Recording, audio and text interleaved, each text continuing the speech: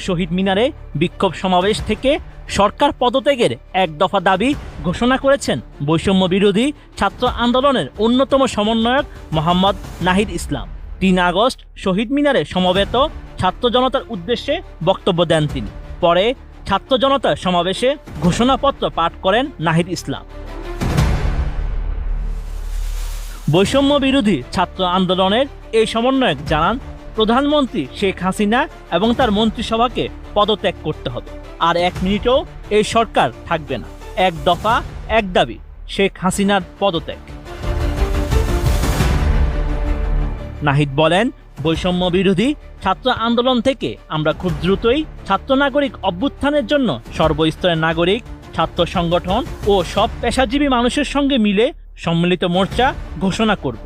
সবার সঙ্গে আলোচনার মাধ্যমে ভবিষ্যৎ বাংলাদেশের জাতীয় রূপরেখা আমরা সবার সামনে